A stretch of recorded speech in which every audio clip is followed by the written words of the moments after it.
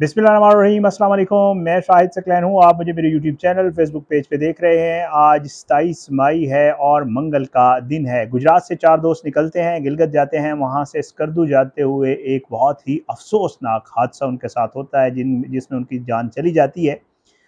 ये सब आप टीवी पे देख चुके होंगे, तदफीन भी हो गई, अब उनके लवाहिकीन के इंटरव्यूज़ भी आप देख चुके, लेकिन कुछ सवालात ऐसे हैं जिनके जवाबात जो है वो आज की इस वीडियो में मैं आपके सामने रखूँगा। ये हादसा कैसे पेश आया? एक बहुत बड़ा सवाल है। कोशिश करूँगा आज आपको उसकी तफ़सीलात बताऊँगा तो आपको अंदाज़ा होगा कि हादसा कैसे पेश आया है, जो 2 वजूहात हुई। अच्छा, ये जो चौथा इनका दोस्त जो बाहर चट्टान के ऊपर मौजूद था, आपने उसकी तस्वीर भी देख ली, बड़ी जो है वो अफ़सोसनाक तस्वीर है, वो आपने देखी होगी, वो बाहर कैसे निकला। उसके साथ एक मोबाइल फ़ोन भी मौजूद था, वो क्या मामला है? और साथ-साथ जो है ये सारा वाक़या इनको 16 मई वाले दिन जो है 9 बजकर ग़ालिबन 57 मिनट के ऊपर जो है क्या मामला पेश आया? ये सारी चीज़ें आज की इस वीडियो में आपके साथ शेयर करेंगे, कोशिश करेंगे तफ़सीलात वो सवालात जो आज तक जिनके जवाबात नहीं मिले, मैंने जो है वो वहाँ से दोस्तों से पता किया है।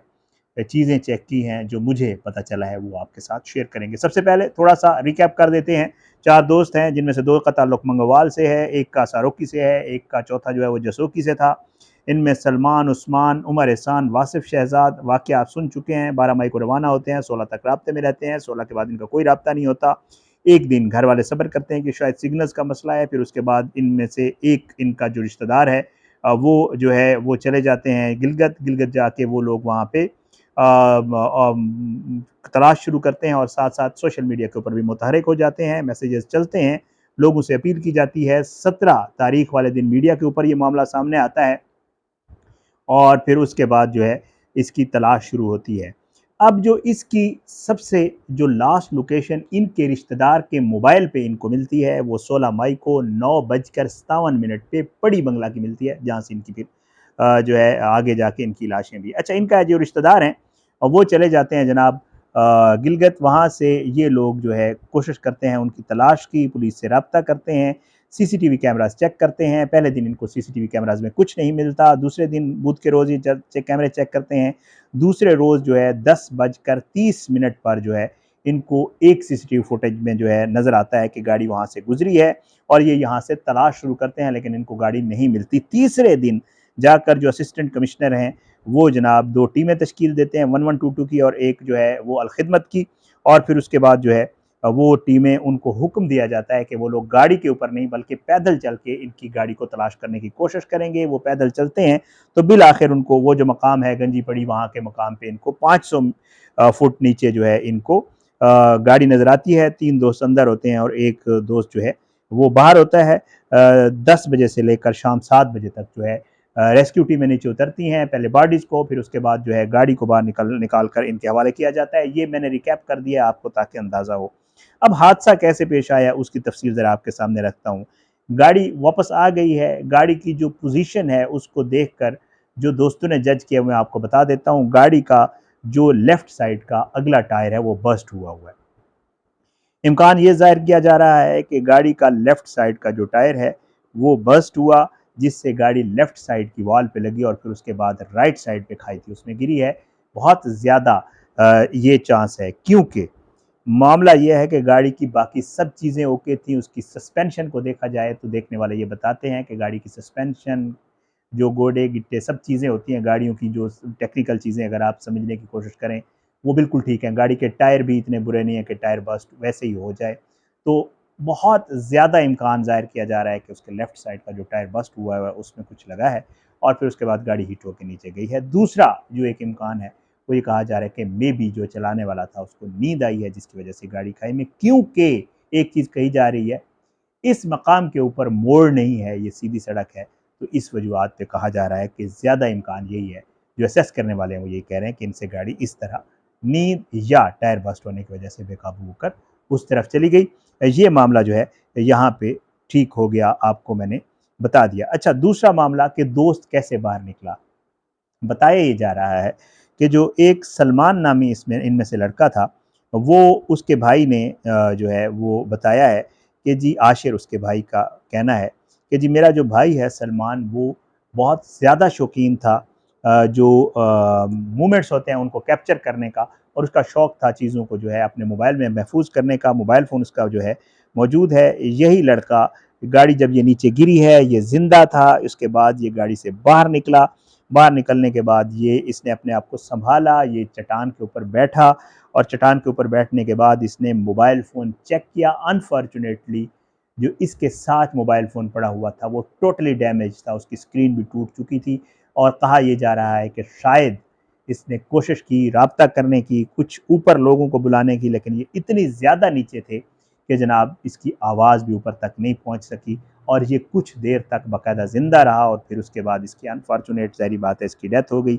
बाकी 3 दोस्त जो हैं उनकी डेथ गाड़ी के अंदर हुई। उनके सबके मोबाइल डैमेज हो चुके हैं, लेकिन इनमें से सिर्फ एक उमर जो लड़का है उसका मोबाइल बिल्कुल ठीक मिला है, और वो जो है अब उसकी ज़ाहिर बात है उसमें देखेंगे कि अब उसमें क्या कुछ मौजूद है। अच्छा, एक और चीज़ वो ये है कि जो गाड़ी नीचे गिरी है, गाड़ी के नीचे गिरने के साथ ही एक पत्थर, एक बड़ा पत्थर गाड़ी के ऊपर गिरा है।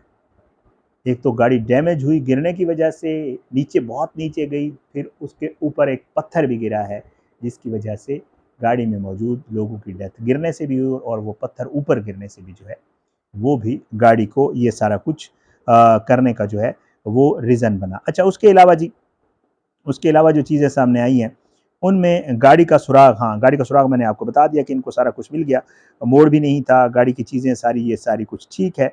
अच्छा, उसके बाद तकरीबन कहा ये जा रहा है कि जी जो डेड बॉडीज़ हैं वो उनके लवाहिकीन कह रहे हैं कि जी गिलगित और इंसारी इंतज़ामिया ने जो है वो बहुत ज़्यादा हमारे साथ कोऑपरेट किया है, शुक्रगुज़ार हैं, और हमने भी देखा वहाँ पे जो रेस्क्यू वाले हैं उन्होंने बहुत ज़बरदस्त तरीके से, बहुत मेहनत करके इन सारी बॉडीज़ को बाहर निकाला है। इनमें से एक लड़का जो है वो इटली से आया हुआ था छुट्टी के ऊपर, उसके 2 छोटे बच्चे भी हैं।